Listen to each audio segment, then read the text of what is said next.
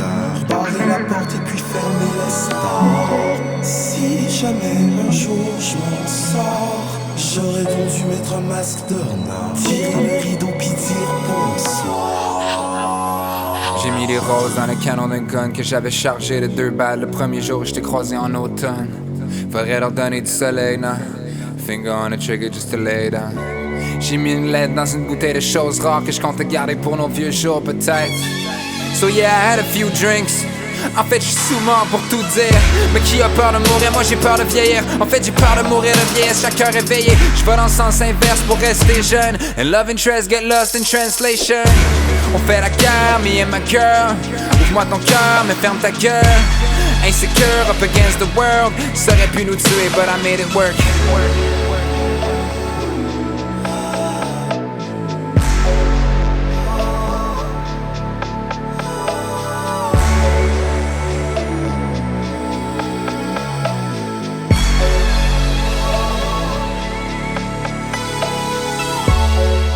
Dites à mon amour qu'elle est morte.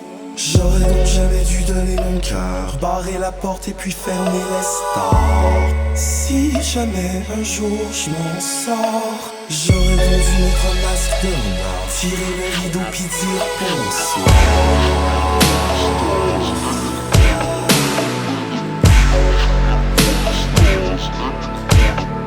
What up?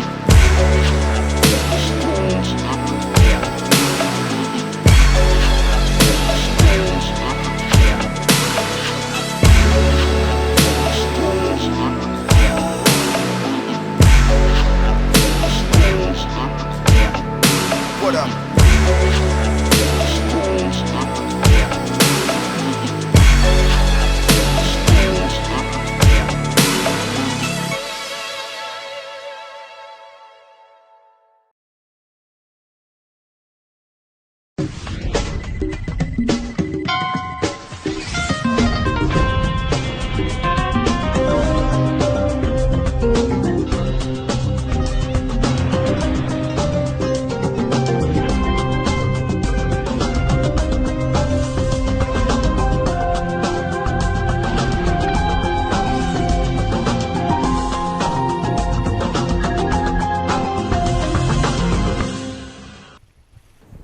A mi espalda, Montreal, la segunda urbe más importante de Canadá.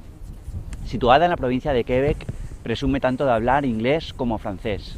Sin embargo, la ciudad representa el último reducto francófono de Norteamérica. En sus calles conviven tanto culturas como idiomas como religiones, eso sí, a temperaturas menores de 20 grados bajo cero. ¿Cómo llevarán estas temperaturas los valencianos? Hemos quedado con Regis, un residente de psicología del clínico que lleva 3 meses viviendo en Canadá. ¿Me acompañáis a buscarlo al mirador?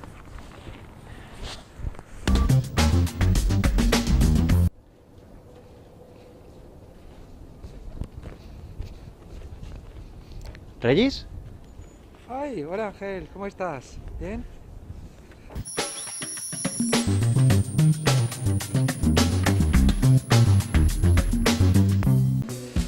Con menos de 36 millones de habitantes, Canadá es, después de Rusia, el segundo país más extenso del mundo.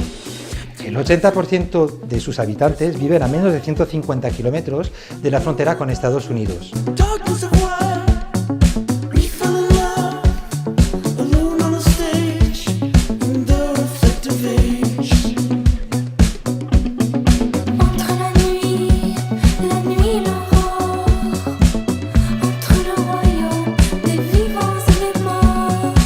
Canadá es un estado federal que se divide en 10 provincias y 3 regiones.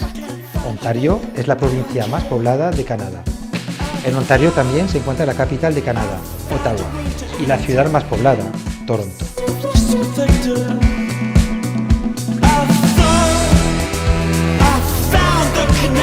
Quebec es la segunda provincia en cuanto a número de habitantes, pero es la mayor en extensión.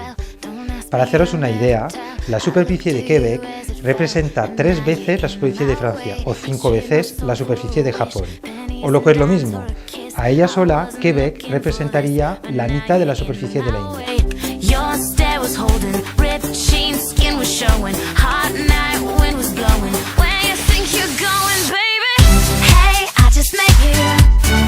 This is primer europeo en pisar la isla de Montreal fue Jacques Cartier en 1535, pero no fue hasta 1642 cuando un grupo de misioneros dirigido por Paul Sommody de Maisonneuve construyeron un fuerte al pie del actual Mont-Royal, estableciendo así la ciudad de Ville-Marie de Montréal.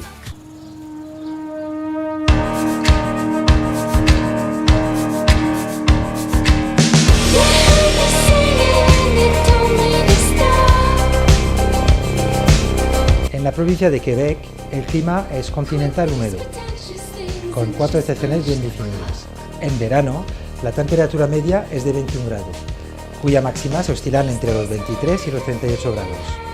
Las precipitaciones son abundantes a lo largo de todo el año, sobre todo en verano, siendo esa la estación más húmeda de la ciudad de Montreal. El otoño, al igual que la primavera, son cortos. En pocas semanas, los árboles cambian de colores y pierden sus hojas.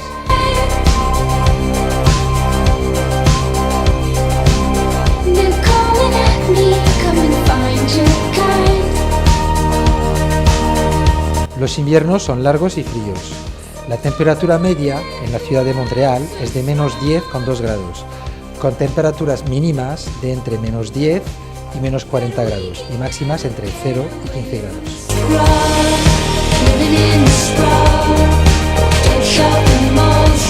Por término medio, las precipitaciones de nieve oscilan entre los 2 y los 3 metros al año en la ciudad de Montreal. La retirada de la nieve en las principales calles y en las autopistas cuesta a la ciudad de Montreal 50 millones de dólares canadienses al año.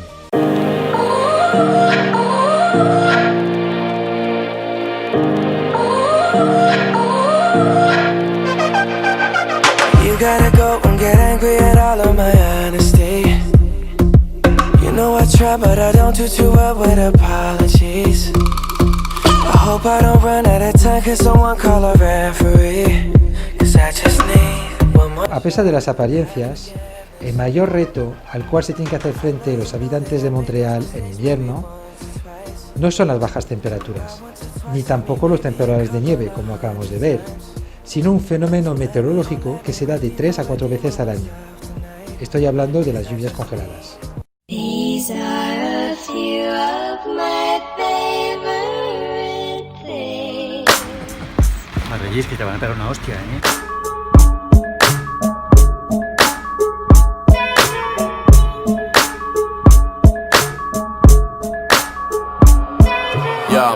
Chips à la nette, falafel, sundae au caramel. Regarder la télé, contrôler la manette. Un sofa en satin, un gros plat au gratin. Un blowjob le matin. Me faire dire que je suis excellent, c'est encore mieux en se faisant donner un chèque géant. Casser des vides, cogner des flics, popper des spliffs. Mais ça c'est juste du obvious shit. Un six-pack de Paps qui coûte 7 piastres. Les beats de Jake Dilla puis le rap de Détroit. Steak, filet mignon rosé, assis en first class. Faire des burns en bonnet de 2 places. A pesar de su cercanía geográfica y de ser en su mayoría anglosajón, Canadá poco tiene que ver con Estados Unidos. El 5 de junio de 2014, la Asamblea Nacional de la Provincia de Quebec aprueba, con 92 votos a favor y solo 22 en contra, la ley N52 llamada Ley de Muerte Digna, en la cual se legisla las circunstancias del suicidio asistido. Moi, je le ferai avec mes amis très proches. Je le ferai ici. Je le ferai peut-être au moment du coucher du soleil. Ça toujours, j'appelle ça mon heure magique. Donc, ça serait le reflet de toute ma vie. En marzo de 2013, se autoriza la prescripción y venta del cannabis con fines farmacológicos.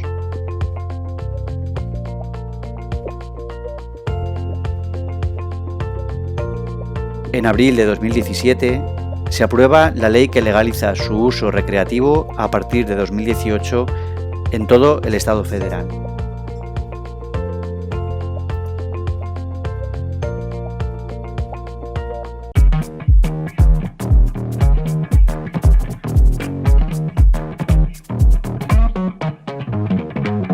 La Ley C-38 sobre matrimonio civil del 20 de julio de 2005 Equipara a nivel federal el matrimonio entre personas del mismo sexo, otorgándole los mismos derechos que al matrimonio heterosexual, incluida la adopción.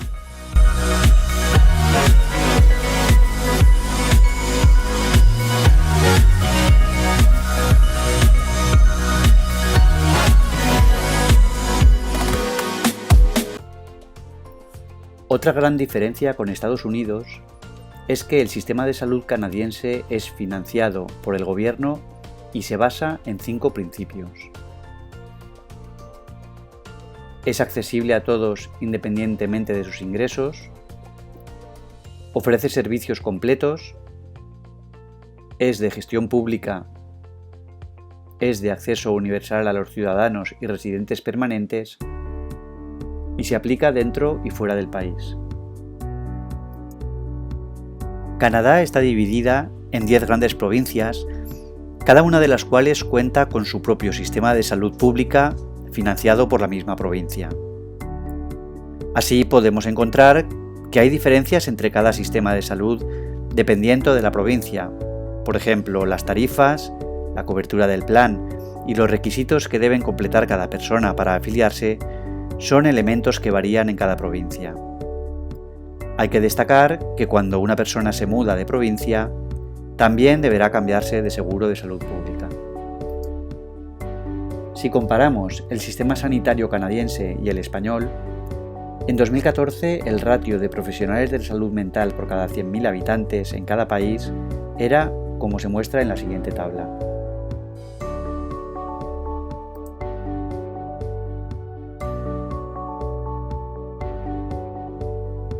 En cuanto a gasto sanitario, la comparación entre ambos países se ve reflejada en la siguiente tabla. Cabe destacar cómo el gasto sanitario público per cápita es prácticamente el doble en Canadá que en España.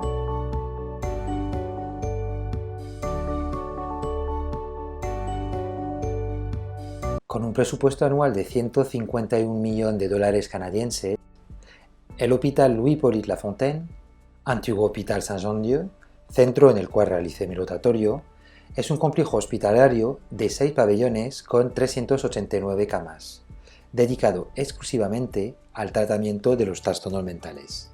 En 1995 se fusiona con 2 centros hospitalarios psiquiátricos, el Hospital Rivière des Prairies, un hospital psiquiátrico especializado en el tratamiento de la población infanto-juvenil, aunque no específicamente, el Institut Philippe Pinel, el único centro psiquiátrico de toda la Confederación canadiense dedicado exclusivamente al tratamiento de sujetos violentos. De la fusión de esos 3 hospitales nace el Institut Universitaire en Santé Mentale de Montréal. La ciudad de Montréal está dividida en 5 sectores sanitarios. El Institut Universitaire en Santé Mentale de Montréal se hace cargo de la población del este de la isla, siendo esta última la más numerosa y pobre de Montreal. El centro de investigación, lugar donde realicé mi estancia, cuenta con 51 investigadores contratados, más de 20 investigadores asociados y 200 estudiantes repartidos en 3 líneas de investigación. La línea de investigación en la cual llevé a cabo mi rotatorio es la de los tratamientos y rehabilitación adaptada a las poblaciones, cuyo objetivo es el desarrollo y la evaluación de los mejores tratamientos y métodos para sanear de la forma más eficaz individuos que padecen un trastorno mental o que se encuentran en riesgo de desarrollar uno. Una de las cosas que más me ha marcado durante mi rotatorio en Montreal es los grandes esfuerzos que se hacen desde las instituciones para luchar contra la estigmatización y la normalización de la salud mental. Prueba de ello son los numerosos anuncios televisivos divulgados en horario de máxima audiencia, cuyo objetivo no es otro que sensibilizar a la población sobre la normalización de los trastornos mentales, llevándolos al mismo nivel que las dolencias físicas. Vamos a ver ahora uno de esos anuncios.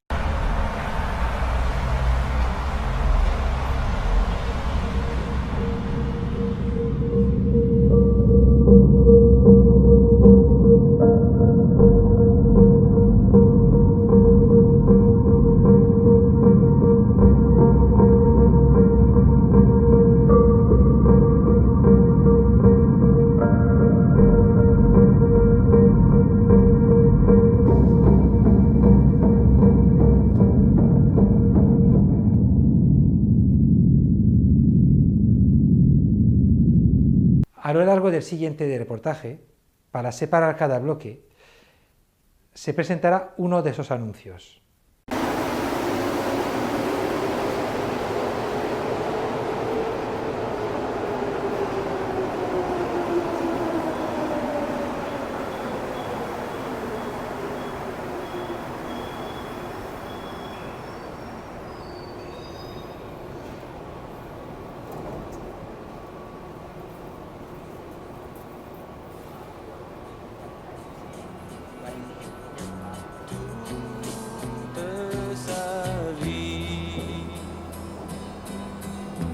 Mustang, rue Saint-Laurent.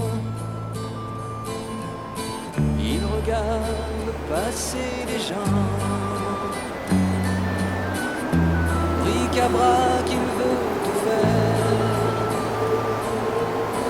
Quand soudain il pense à son vieux père. Na, perdu dans Montréal.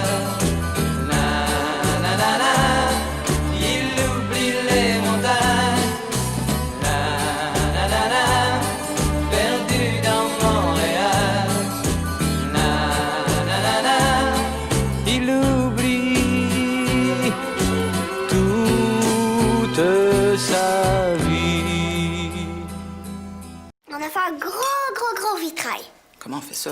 On prend du papier, de l'eau.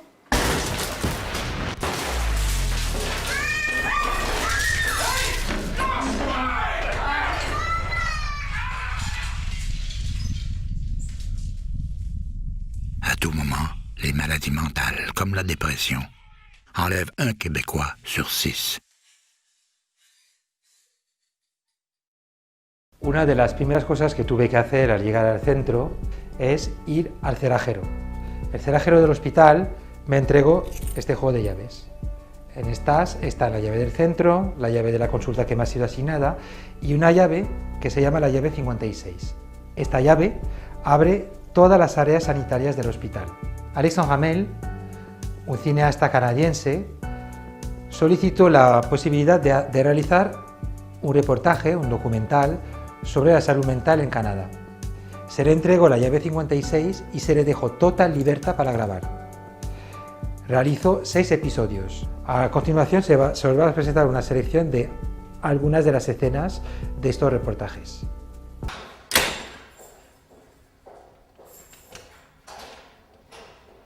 Moi, je pensais qu'on était tous mélangés avec les schizophrènes, toutes les autres maladies, mais non, on est des troubles anxieux, bipolaires, dépression. Alors, là, il n'y a pas peur. Je parle du bien? Oui, vous parlez très bien, merci beaucoup. Bon, bye bye.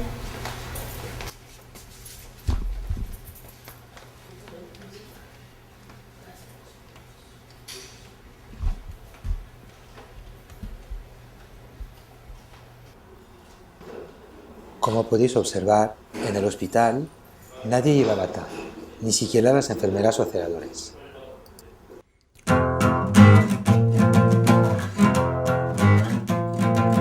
Y los enfermos tampoco llevan pijama. Se les permite además llevar joyas, pendientes. Ben non, je peux pas rester à l'unité, faut que j'aille chercher mon bon loyer. Élever tes enfants, moi, ouais, si tu peux trop pas les plombs. Je m'empêche pas, mais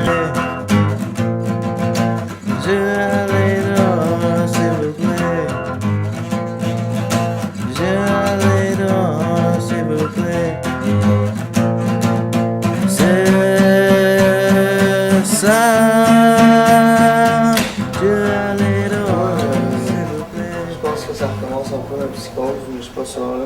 J'ai découvert ce que j'avais, c'était de l'anxiété, puis des sauts d'humeur. Ouais, je suis pas fou, je me rappelle du contrat, là. Bon contrat, c'est... Check, viens voir. Come on, be a friend. Pour l'instant, je suis pogné au jour le jour, tant et si longtemps que j'aurais pas ma liberté. Ça fait un mois qu'on m'a enlevé ma liberté par rapport que tout le monde qui a inventé des choses sur moi. Fait que ça n'a pas de prix, là. Ça me fait chier en tabac. Gisèle, elle est vraiment cool. Puis je sais pas qu'est-ce que je fais ici, man. On tourne en rond, man. C'est juste ça qu'on fait, tiens. J'espère qu'on vient de soigner, là, avec des pilules. Il me disait ça quand au téléphone. Je jure, ça fait des enfants. Ouais. Fait que, non, mais écoute, là. Si c'est pour mon bien. Man, c'est ça la folie, man. Il y a un pas de ça. C'est des raisons d'être en colère. C'est ça qu'il fait. Nous autres, on fait du théâtre. C'est un collègue, là. Ouais, il s'est juste fait mal. Tu veux-tu que je vais aller faire ton lit? Tu vas te reposer?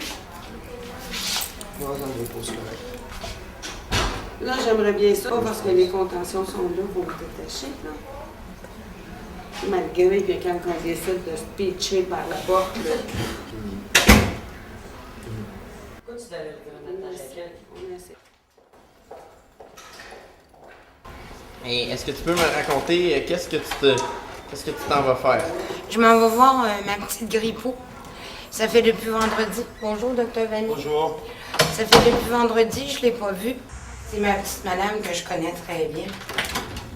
Bonjour, mademoiselle. Je te présente, c'est les dames bénévoles qui s'occupent de ma petite grippeau. Bonjour, madame. Salut, ma belle fille. Salut, mon bébé. À gauche, là, voilà. Ouais, je le sais. Ouais. Bien là. Est-ce que c'est un chat qui appartient à l'hôpital ou c'est ton chat? Non, c'est mon chat. C'est ma chatte à moi. Sa pension alimentaire est payée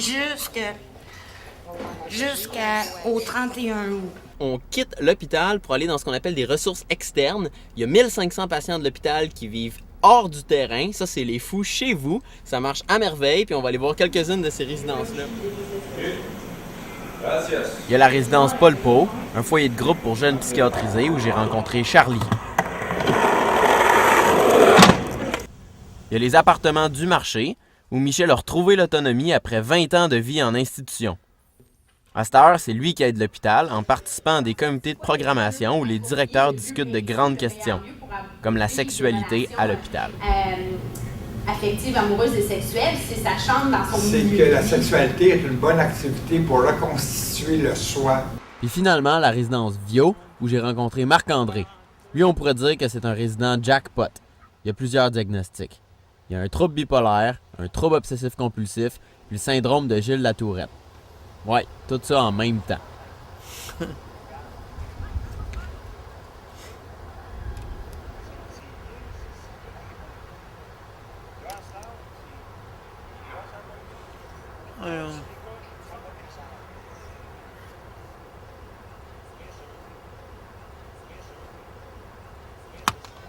Ah, cool.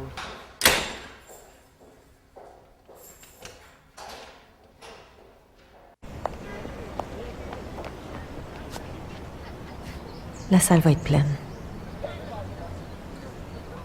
Ça va aller. Je vais au spectacle, puis j'oublie la foule. La foule. La foule. La foule. La foule. Les troubles anxieux sont bien réels. Les solutions aussi. Bonjour, Karine Bergeron, coordonnatrice du Centre d'études sur les troubles obsessionnels compulsifs et l'éthique. Le CETOC fait partie du Centre de recherche Fernand Séguin, qui est le centre de recherche de l'Institut universitaire en santé mentale de Montréal. Alors, au centre de recherche, on travaille principalement sur les troubles du spectre obsessionnel compulsif, ce qui inclut le trouble obsessionnel compulsif, la peur d'une dysmorphie corporelle, le syndrome Gilles de Latourette, les troubles éthiques. On travaille aussi un peu sur les troubles alimentaires et les troubles délirants. Présentement, on a un essai clinique randomisé, donc on reçoit des gens qui ont un trouble obsessionnel compulsif ou une peur d'une dysmorphie corporelle. Quels sont les groupes de comparaison?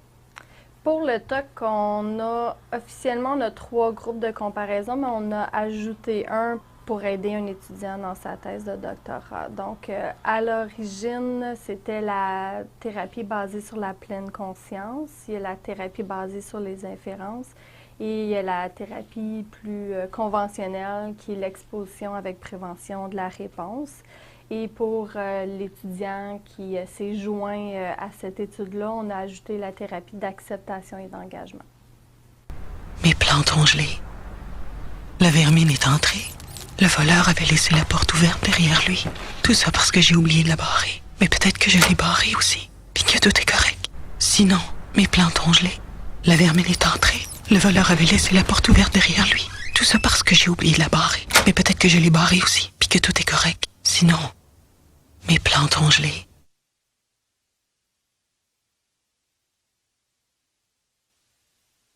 Oui, bonjour. Bonjour, Régis. Dans le cas des obsessions, ils prennent la forme suivante les doutes. Il y a toute une histoire qui l'encourage à douter. Par exemple, il doit amener les faits comme les microbes existent pour soutenir une histoire qui est déjà créée. Mais le problème, c'est qu'il y a très peu de thérapies qui adressent ces doutes. La plupart des thérapies, ils adressent sûrement l'anxiété et l'angoisse que la personne souffre. Il y a une autre approche, le modèle d'évaluation. Sur l'obsession vient avec l'évaluation. Une autre approche cognitive doit essayer de diminuer les conséquences suite à une obsession. Et il doit essayer de calculer les probabilités, mais il n'adresse pas le cœur d'obsession qui est le doute originel. C'est une approche, c'est qu'un psychologue a tendance à dire que les obsessions sont normales. La raison qu'il dit ça, c'est parce que le contenu, des fois, semble être normal pour certaines obsessions. Il y a beaucoup d'autres obsessions, par exemple, où c'est pas vraiment normal. Comme par exemple, je peux être meurtrier ou je peux être une agresseur sexuel, quelque chose comme ça, mais c'est pas d'habitude que les gens, c'est pas normal d'avoir ces obsessions. Alors, qu'est-ce qu'on fait dans notre thérapie au bout de la ligne? C'est, premièrement, on adresse le doute. So, on fait toujours une différence entre le doute obsessionnel et le doute normal, comme je vous juste dit, parce que pour avoir, quand je commence à douter et douter obsessionnellement, je suis déjà dans l'obsession, que mes sens sont insuffisants pour me donner l'information que je cherche. L'exemple en donne souvent, c'est de traverser la rue. Quand il traverse la rue, c'est dangereux de traverser la rue, mais il utilise le sens. Il regarde gauche, droite, gauche ou quoi. Et il doit confirmer qu'il n'y a aucun auto qui vient. Et c'est secure de traverser la rue.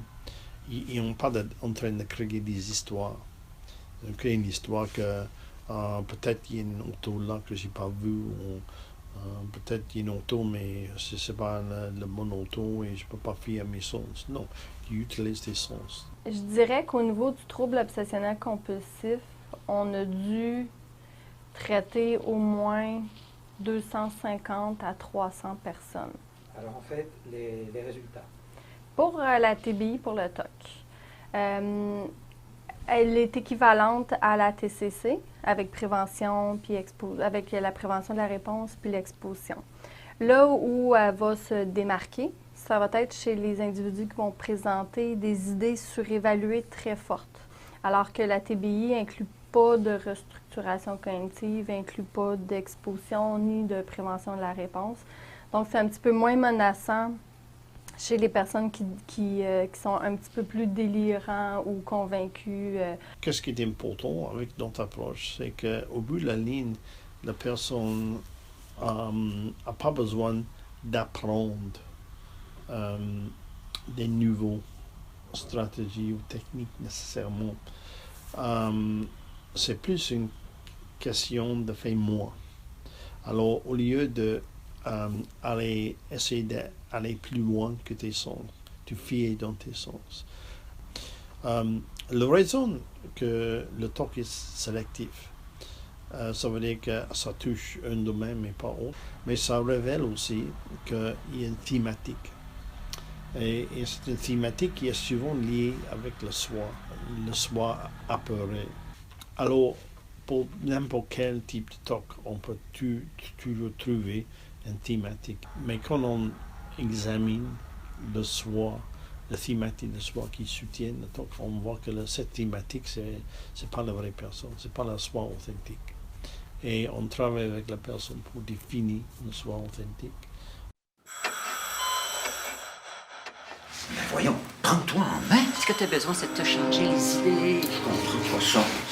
Écoute, reviens vite parce qu'on a pas mal de jobs au bureau.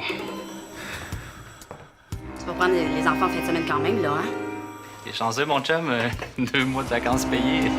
Quand on est en dépression, il serait plus facile d'être couvert de bleu et de bandages. Les autres comprendraient que la guérison est longue et douloureuse. Un message de la Fondation des maladies mentales. Otra de las actividades que pude realizar durante mi rotatorio libre en Canadá ha sido la de ver cómo se lleva a cabo la TBI en pacientes con trastornos de acumulación compulsiva. Según el DSM-5, la prevalencia de ese trastorno en la población general sería entre el 2 y el 6%. No obstante, estudios epidemiológicos realizados en Montreal apuntarían a que la prevalencia fuese mayor. A continuación, se proyectará una entrevista con Natalia Kosecki. Natalia Kosecki, psicóloga clínica, lleva más de 10 años aplicando la TBI tanto en sujetos con trastorno obsesivo-compulsivo como en sujetos afectados de un trastorno de acumulación compulsiva. Bonjour, Régis. Est-ce que tu peux parler un peu de la relation qu'ils ont avec les objets, les gens?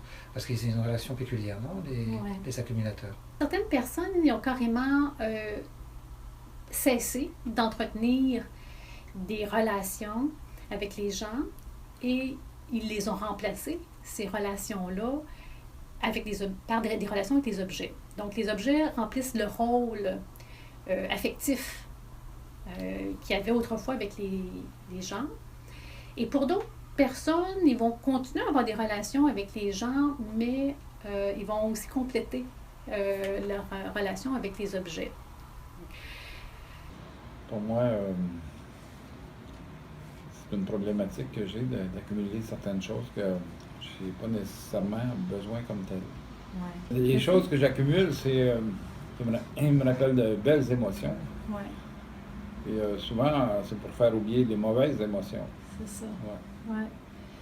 Oui, ça, c'est aussi ce que tu dis, Serge, c'est quelque chose qu'on entend souvent. C'est quand je regarde mes objets, je me sens bien, ça m'apporte un réconfort, des belles émotions. Effectivement. Sauf que quand vous rentrez dans la maison et que vous voyez l'encombrement des objets, ça n'apporte pas de belles émotions du tout. Hein? Du tout. Ouais. Tu sais, d'aller le donner, d'aller le porter à un organisme, ça devient abstrait. Je reçois pas en retour le sourire, le remerciement, puis le sentiment à l'intérieur que j'ai fait comme plaisir à quelqu'un de spécifique, tu sais, puis de voir cette personne-là contente de le recevoir. Quand je réussis à le donner à quelqu'un, mais tu sais, je donne comme une partie de moi. Fait que je veux avoir un retour sur ce que je donne. Ouais. Je donne, mais en échange, c'est sûr que, tu sais, intérieurement, je veux recevoir aussi. Comment avez-vous fait pour adapter en fait la TBI au TAC? Pour le TAC, le TAC, c'est un trouble qui est très difficile à travailler. La différence, c'est qu'avec la TBI, les gens, on ne va jamais les exposer à devoir jeter quelque chose. Vous savez, pour le TOC, on parle beaucoup du doute, hein, le doute. Alors, on centre la thérapie sur le doute et les personnes qui ont un TOC vont se reconnaître là-dedans, ils vont se voir comme des personnes qui doutent. On s'est rendu compte pour le TAC qu'ils ne se reconnaissaient pas dans le doute, ils ne se voyaient pas comme des personnes qui doutaient. Ils se voyaient comme des personnes qui avaient des convictions. Et la conviction qu'ils devaient conserver ces objets-là ou acquérir les objets. Alors que dans le TAC, on voit qu'on a avantage à aborder le soi comme un soi qui est souhaité, hein, idéalisé. Pour le trouble d'accumulation compulsive, on fait des groupes de thérapie avec environ 5-6 personnes par groupe qui souffrent d'accumulation compulsive. On a adapté la thérapie basée sur les inférences qui initialement était donnée aux personnes qui ont un trouble obsessionnel compulsif. Là, on est rendu à notre 4e cohorte qui va commencer 20 sessions de groupe. On le fait en groupe parce que c'est plus encourageant pour les participants. C'est motivant aussi quand les gens ils se rencontrent entre eux, ils s'encouragent, ils se comprennent très, très bien. Quand vous arrivez au soir, ça c'est la dernière étape de votre thérapie. On termine, oui. Vous terminez avec le soir. Oui. Mais avant, vous abordez un autre thème qui sont ça, les histoires. Oui. Alors, est-ce que vous pouvez nous expliquer ce que c'est que les histoires? Pourquoi les histoires? Mm-hmm. Et après, des histoires arrivées quand on arrive au soir.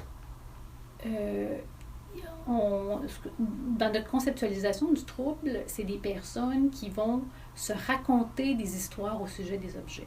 Et c'est ce qui crée l'attachement avec les objets. Alors, l'histoire qui est racontée est romancée, en fait. Ça fait 25 ans que je le lis. Mais je m'en suis... J'ai jamais été capable de m'en débarrasser. Puis j'ai toujours gardé comme espoir de me dire que je vais la faire un jour réparer pour que l'horloge fonctionne, puis que moi j'ai pas les données. Si c'est réparable, je le sais même pas. Je l'ai jamais fait évaluer, mais j'imagine que oui. Mais bref, le temps passe. Puis je me rends compte que, tu sais, si je tombe dans l'histoire réelle maintenant, ça fait 25 ans que je l'ai jamais fait réparer. Est-ce que c'est plausible de me dire que je vais la faire réparer un jour et que je vais vraiment l'accrocher? Je pense que de poser la question, c'est d'y répondre. L'histoire d'un objet, c'est quoi? L'histoire de l'objet, c'est... en fait, on leur demande la raison pour laquelle ils conservent cet objet-là. OK?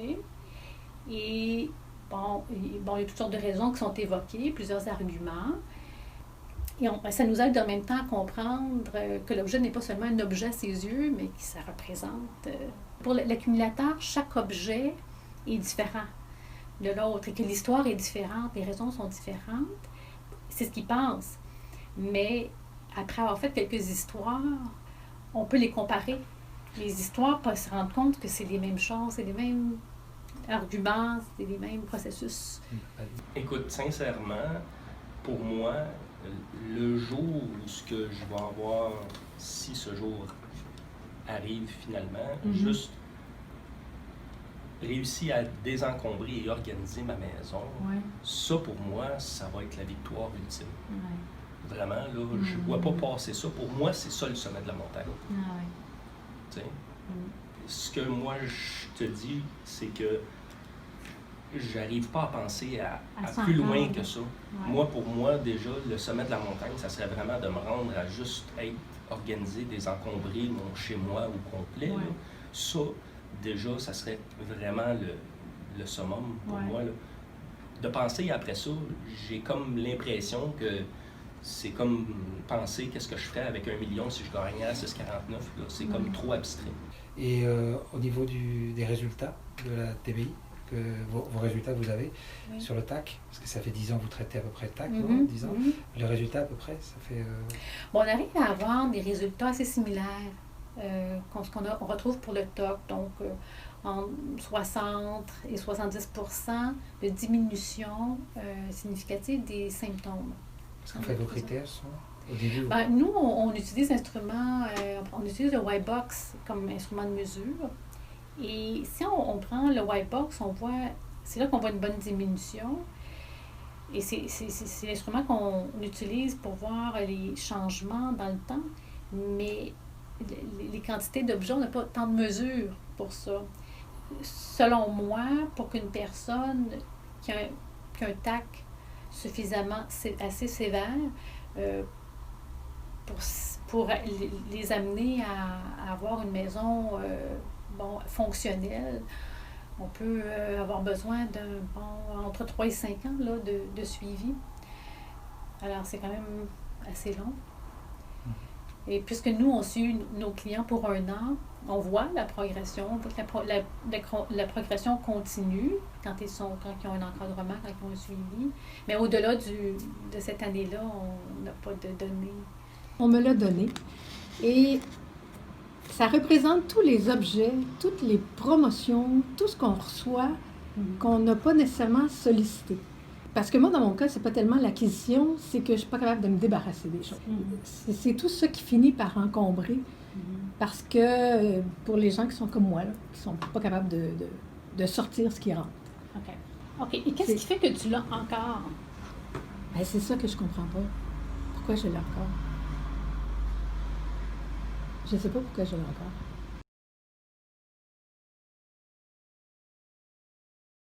Max est en forme, mais est atteint de schizophrénie et a besoin d'aide. Voilà pourquoi nous cherchons à améliorer la santé mentale des gens comme Max qui veulent reprendre le contrôle de leur vie. Aidez-nous, donnez un peu, beaucoup à la folie.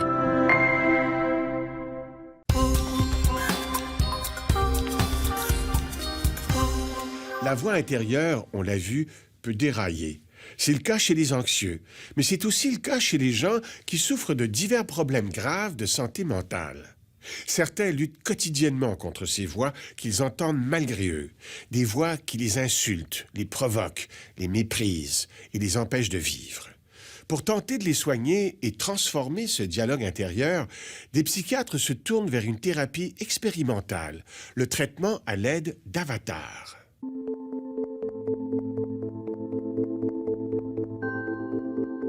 Jennifer n'est jamais seule. Dans sa tête, des voix se bousculent. J'entends plein de voix. Certaines sont effrayantes, d'autres gentilles.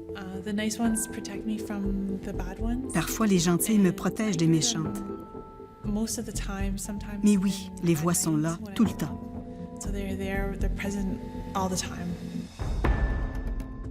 Le phénomène des hallucinations auditives est courant chez les schizophrènes.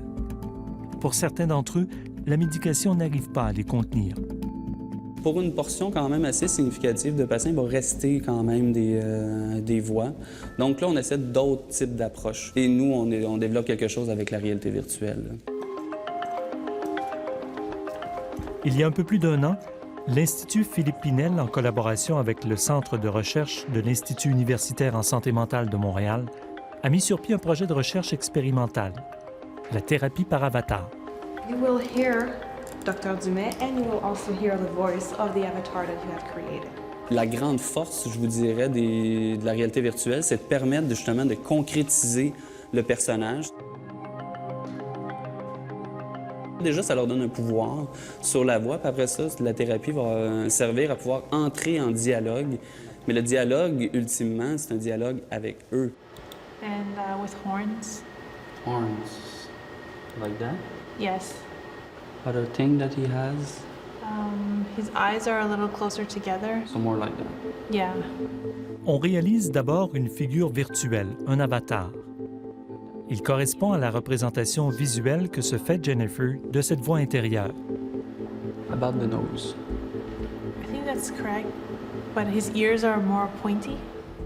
Le visage que prend cette voix chez les personnes schizophrènes a souvent la forme de personnages tout-puissants, un dieu, un diable ou un esprit. You can see what you're going to see when you'll be in the cave. Et cette voix, Jennifer l'aperçoit non pas comme une voix intérieure produite par elle, mais comme une voix qui vient de l'extérieur. Elle a vraiment l'impression que quelqu'un lui parle. C'est vécu exactement comme une conversation entre deux personnes. Je n'ai pas de pouvoir sur ces voix. Quand elles me menacent, ça me fait peur. C'est comme si elles existaient vraiment, physiquement. Durant la thérapie, le psychiatre prête sa voix à l'avatar. Jennifer l'entend, transformée. Je suis consciente que c'est le docteur Dumais qui est derrière la voix, mais comme la voix ressemble à celle que j'entends, je finis par l'oublier et je lui parle comme si c'était la voix dans ma tête. I'm going to shut you off. Les lunettes qu'elle porte lui permettent de voir son avatar en 3 dimensions. I'm not your friend. I want to torture you. Le discours que tient l'avatar est celui que Jennifer a dicté au docteur Dumais, celui qu'elle entend dans sa tête. Un discours souvent dénigrant et négatif. I want to bother you. You know I will bother you. À partir du moment où le dialogue commence, que la personne prend confiance en elle, les bénéfices commencent à se voir, puis la personne commence à mieux gérer sa vie, puis même on voit des bénéfices à l'extérieur des séances. I'm going to hurt all your friends. They will all suffer. I have nice friends. I don't want you to touch them. En thérapie, j'ai le sentiment d'être en sécurité quand j'entends mes voix. Elles m'effraient moins. Ça semble améliorer ma relation avec elles. En el contexto de su colaboración, el doctor Alexandre Dumais, del Institut Pinel, y el doctor Karen O'Connor, del CETOC, me encargaron la redacción de un manual de TCC para pacientes con alucinaciones auditivas resistentes al tratamiento, el cual se va a presentar a continuación. Después de su aprobación por el Comité de Bioética, el protocolo resultante de voix, voces, fue incorporado al plan de investigación de la terapia Avatar 3D para ser aplicado como grupo randomizado de comparación. Estáis viendo un extracto de la presentación del protocolo que se hizo al equipo del Dr. Dumais. Debido a los pocos conocimientos sobre los procedimientos psicoterapéuticos de los asistentes, en su mayoría investigadores, estudiantes de medicina y personal administrativo, se decidió empezar la presentación introduciendo los principios básicos sobre los cuales se basan las TCC, así como el nivel de evidencia de cada una de las estrategias descritas para el tratamiento de las alucinaciones auditivas. El protocolo diseñado se basa en el modelo cognitivo y comprensivo propuesto por Sadwick y Beechwood. Según este modelo, la angustia ocasionada por las voces no sería directamente causada por la voz en sí, ni siquiera por el contenido de la alucinación, sino por la creencia que el sujeto tiene en relación con esta voz. Cualquier paciente que cree que las voces son malintencionadas, que se resiste a escucharlas procurando distraerse o evitando a toda costa que vuelvan a aparecer, se angustiará cuando se manifiesten. Por el contrario, los sujetos que piensan que las voces son benévolas o las encuentran agradables, se tranquilizarán al oírlas. Tales creencias y la relación que el sujeto tiene con sus voces están ligadas a esquemas más amplios y profundos sobre sí mismo, los demás y su posición en el mundo social. En la práctica, la TCC para el tratamiento de las alucinaciones pone el acento en la relación terapéutica, siendo el objetivo principal promover en el sujeto cambios significativos en la evaluación de las voces. Se ha evidenciado que, integrando los procesos emocionales y cognitivos, se permite cambiar la relación que el sujeto mantiene con sus voces. Esta perspectiva ha mostrado ser eficaz. Numerosos estudios, como este metaanálisis del 2014, publicado en la American Journal of Psychiatry, avala la eficacia de las estrategias cognitivo-comportamentales para intervenir en los síntomas positivos. Otro estudio, del 2012, de la Sociedad Canadiense de Psicología, recomienda la aplicación de la TCC propuesta por Beechwood para el tratamiento de las alucinaciones auditivas. Otro estudio multicéntrico internacional, publicado en 2014 por la revista Schizophrenia Bulletin, revisa los distintos acercamientos terapéuticos para el tratamiento de las alucinaciones, llegando a las mismas conclusiones que los estudios anteriores, añadiendo además que nuevos abordajes tales como el mindfulness y la ACT están obteniendo resultados prometedores. En base a todo lo expuesto anteriormente, se redactó el manual titulado De Voix. Con el fin de que se asemeje al máximo a la terapia Avatar 3D, en cuanto a número de sesiones y duración, el protocolo resultante consta de 9 sesiones con una frecuencia semanal. En la primera página de cada sesión se resumen los temas a tratar durante la misma. Se especifica el material que se deberá entregar a los participantes, así como se hace una breve descripción de las tareas que se cumplimentarán entre las sesiones.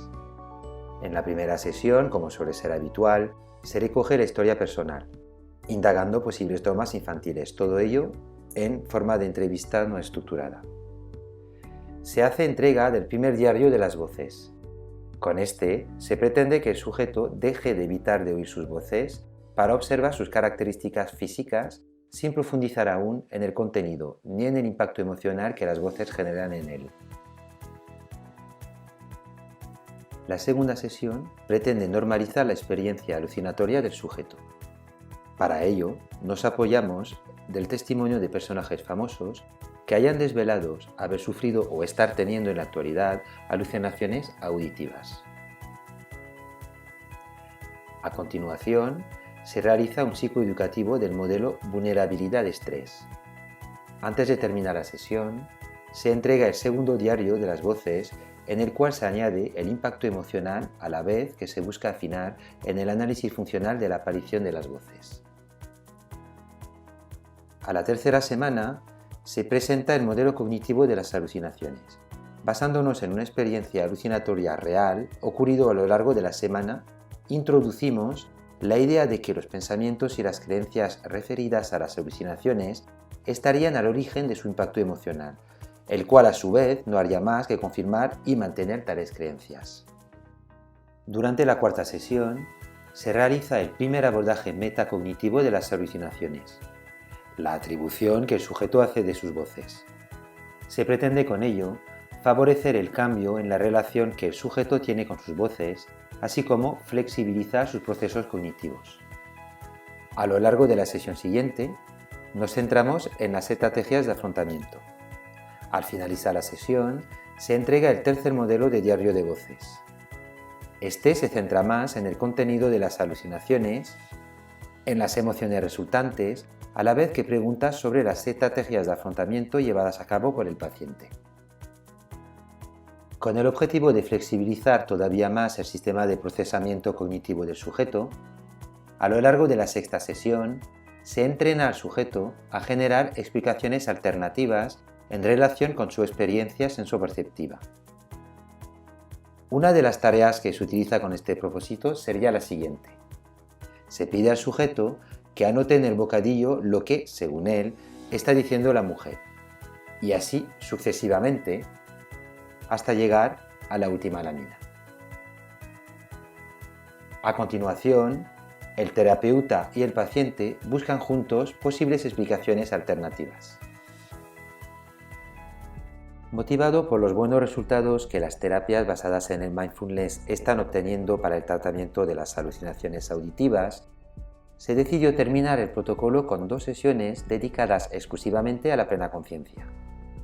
El objetivo es doble. En caso de que el sujeto haya modificado su relación con las voces, esto le permitiría profundizar más aún en este cambio, y de no haberlo logrado, reduciría la angustia producida por su aparición. Al aprender a observar, sin cuestionar ni juzgar, sus voces, el participante cambia la relación con la experiencia alucinatoria, siendo esto el objetivo principal de todos los acercamientos terapéuticos que han mostrado ser eficaces para el tratamiento de las alucinaciones auditivas, incluyendo la terapia Avatar. La última sesión, como suele ser habitual, se dedica a la prevención de recaídas y al cierre de la intervención. Stop, demon. You have to stop. I don't want you to bother me. It is a male, isn't it? La thérapie expérimentale se déroule sur 6 séances. Jennifer a complété la sienne depuis peu.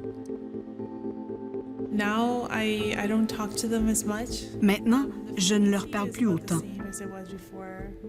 La fréquence de mes voix est à peu près la même qu'avant, mais j'arrive mieux à leur faire face. Je réagis mieux à leur présence. Ça m'aide beaucoup. So it's helping me with my daily activities. Les voix ont légèrement diminué, mais je vous dirais qu'une des choses que Jennifer a appris durant la thérapie, c'est beaucoup à s'affirmer, être capable de vivre avec les entités qui sont avec elle. Puis même à la dernière séance, elle a dit « Même si tu reviens, ça ne me dérange pas. Tu seras là, moi j'ai ma vie à vivre. » Pour l'instant, il n'y a qu'une quinzaine de personnes qui ont participé au projet expérimental. Dans certains cas, des patients rapportent que les voix qui les hantaient ont presque disparu. Mais il reste à voir aussi si les effets de la thérapie sont durables à plus long terme.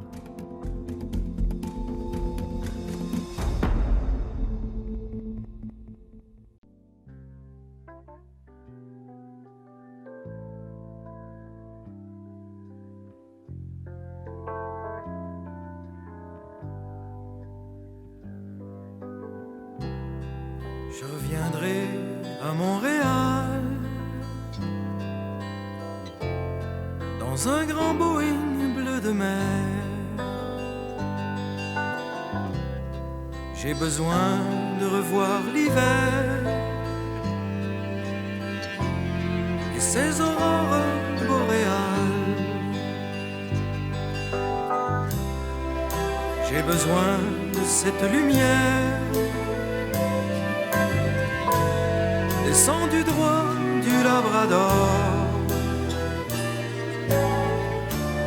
et qui fait neiger sur l'hiver des roses bleues, des roses d'or. Dans le silence de l'hiver, je veux revoir ce lac étrange entre le cristal et le verre, où viennent se poser des anges. Je reviendrai à Montréal, écouter le vent de la mer se briser comme un grand cheval sur les remparts blancs de l'hiver. Je veux revoir le long des airs des rues qui n'en finissent pas, qui vont jusqu'au bout de l'hiver, sans qu'il y ait trace de pas. J'ai besoin de sentir le froid, mourir au fond de chaque pierre et rejaillir au bord des toits comme des glaçons de bonbons clairs. Je reviendrai à Montréal dans un grand Boeing bleu de mer. Je reviendrai